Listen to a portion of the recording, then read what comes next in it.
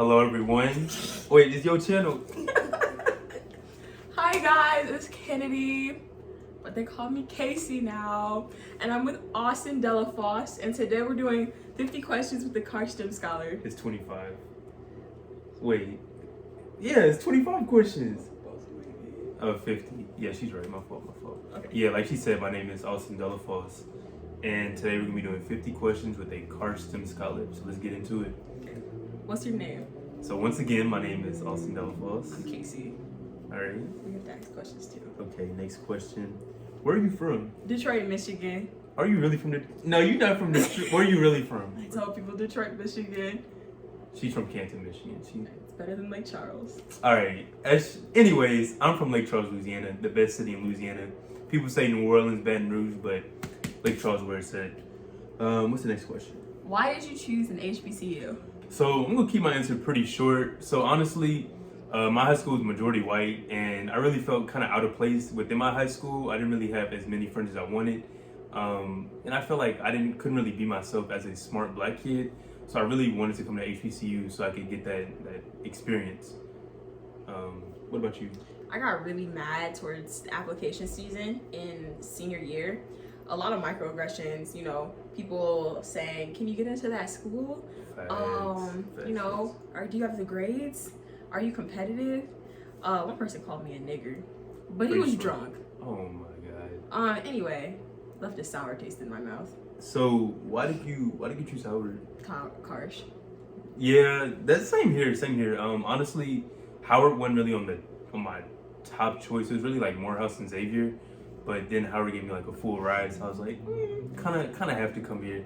Yeah. So yeah, that's why I chose Howard, and it's been really a great decision so far.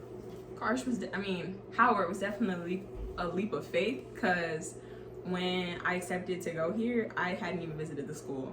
To be honest, I didn't visit the school till I moved in August. Wait, so speaking of Karsh, like what exactly is Karsh? Okay, so Karsh is a program for students interested in higher levels of STEM.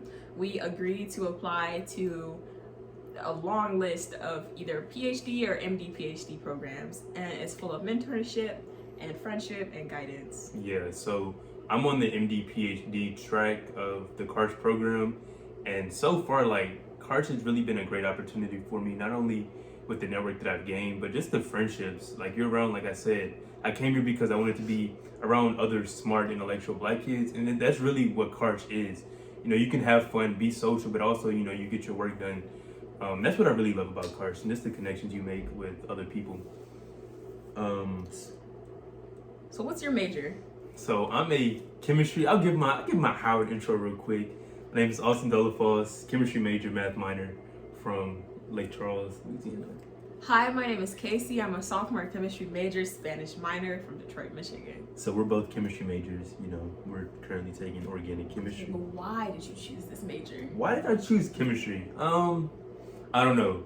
Honestly, I hated biology, but that's not my real answer. It was mainly like my junior year. I took AP chemistry, and I really loved my teacher, Miss Rebecca White. If you're watching this video, Miss Rebecca White, know that I love you, and you really inspired me to choose the chemistry major. And I just really love the conceptual aspect of chemistry. That's why I chose chemistry. What about you? I chose chemistry also, I think, because of the inspirations I got from my high school teacher. Mm-hmm. Hi, Mr. Milam. Reach him out on Twitter. I became Jedi. He's adorable. But yeah, everything that's good about him I associated with chemistry. Mm-hmm. He's a white man. And he can do everything in life, and he can just coast by, on the waves of like white privilege. But he decides to be anti-racist, and he checks himself every day. He checks others.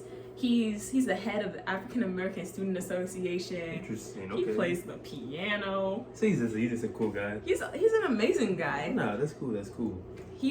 Yeah. So now that we got like the major and all that out the way, what are you involved in? What's on this one? What do you like about Karsh? What do you like about Karsh? I feel like I already answered that. Well, answer it again.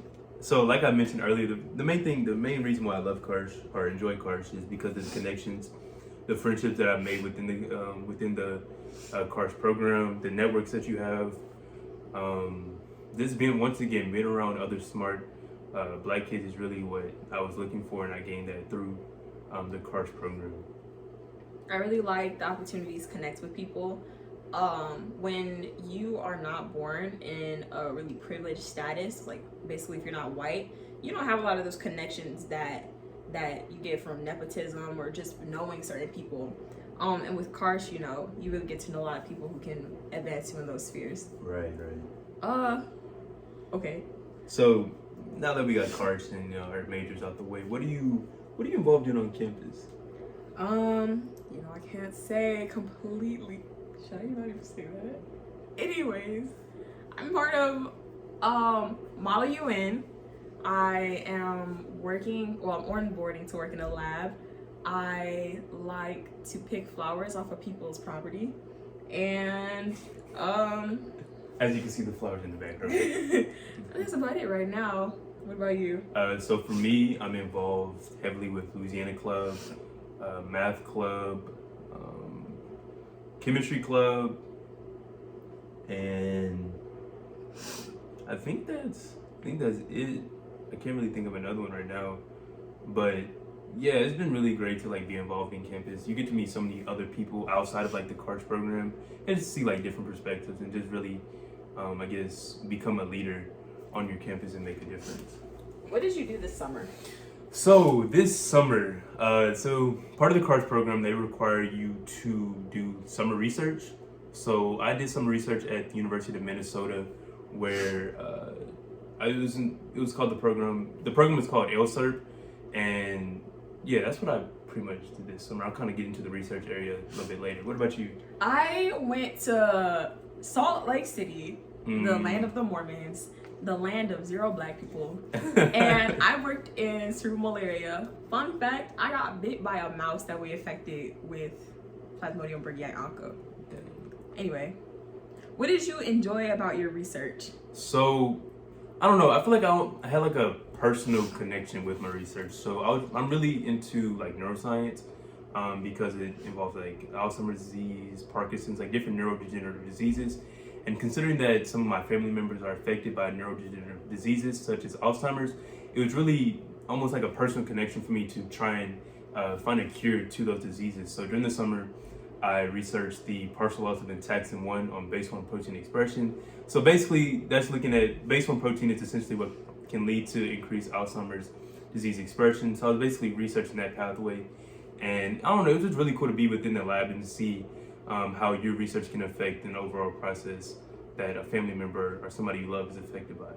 So that's what I really loved about my research. What about you?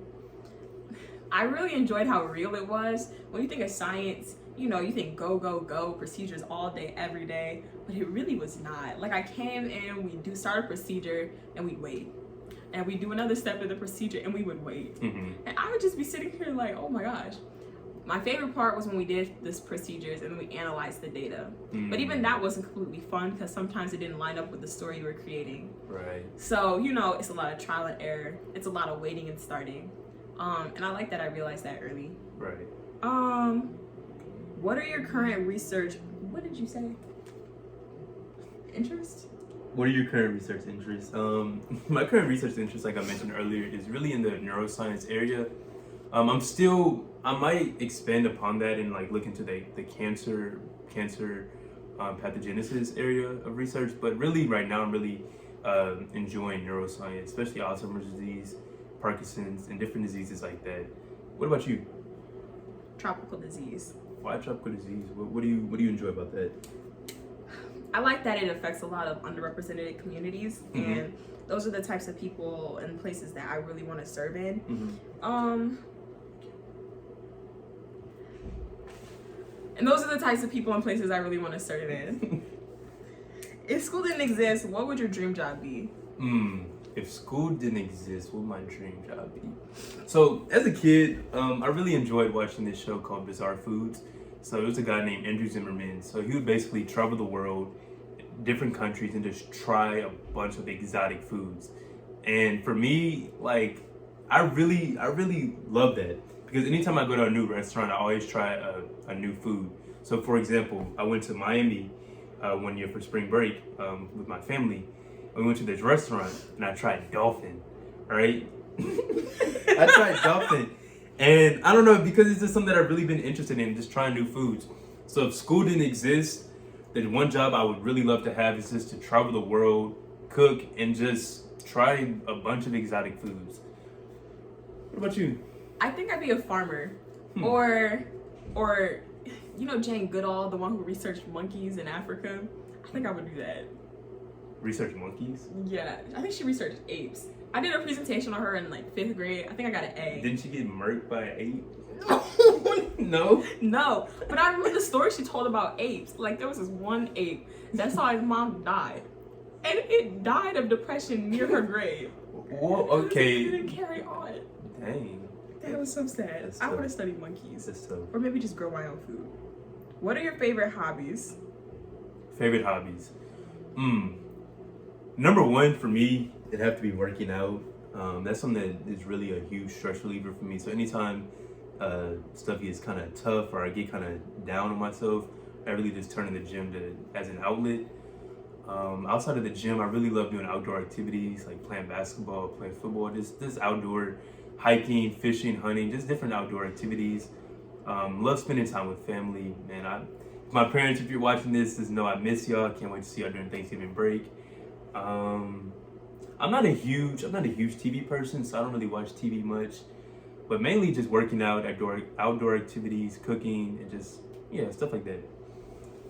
What about you, Miss Casey? Well, I really like to do arts and crafts.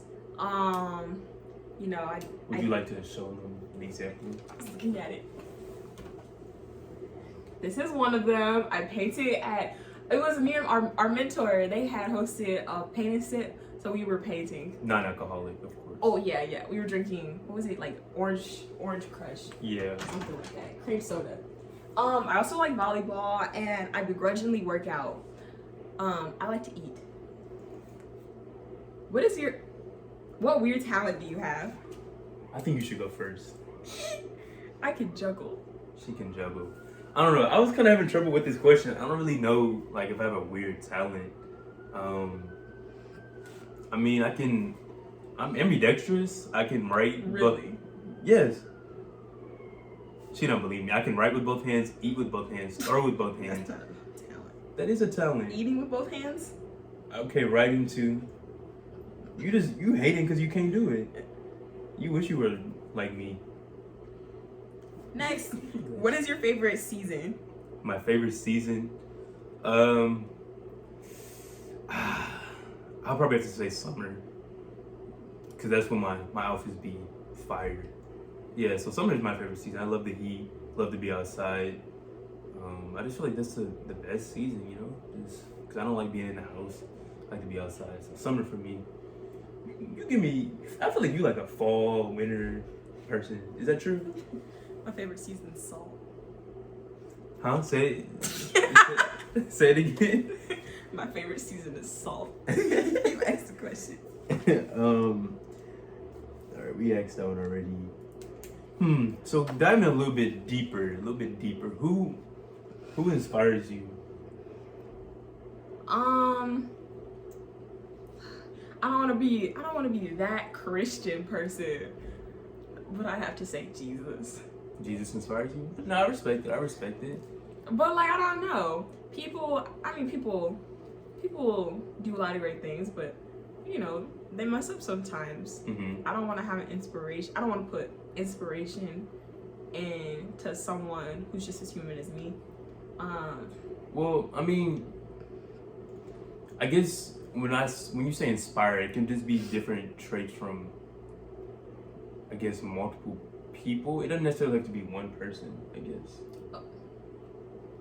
But if I think of someone who exemplifies a trait that I want, I think it would be Jesus. Okay. Because I just really want to exemplify love in my life. Okay. I respect it. What about you? Who inspires me? For me, it has to be my parents, my mom and dad. They just really taught me, especially my dad, he really taught me what it meant to be a man. I'm still learning, but just really taught me what it meant to be a man, how to provide for your family, hard work. Then my mom taught me the importance of school, of making sure that you stay on top of things, time management, just making sure that you strive to be your best. And just the combination of lessons from my mom and my dad really carried me to this point where I am today. And I will continue to carry the lessons as long as I live. So those are the two people that have inspired me the most, I would have to say. So next question. I'm curious about your answer. If you could live anywhere, where would it be? I think I want to live on a cloud. A cloud? A cloud. Why? Just think about how you got to get there. That means you got to have access to like a rocket ship. Okay. So I think that's like a two Well, for no, one. would you need a rocket ship? You just need an airplane. Okay, well I still got an airplane. Mm, If someone is like letting me live anywhere, that means they all have to like provide transportation. but what if it rains? Okay, does rain fall upwards? Fair point. Where would you But like there's to clouds live? above clouds. Are Yeah. there? Yeah. All right. For me, a little bit more realistic, but I love the interest. I love the perspective. But for me, if I could live anywhere, I don't know. Like I was originally on the West Coast thinking like I want to live in San Francisco, but there don't have any black people, and that kind of bothered me because I want to be around like my people per se, They got good white folk out there. white folk.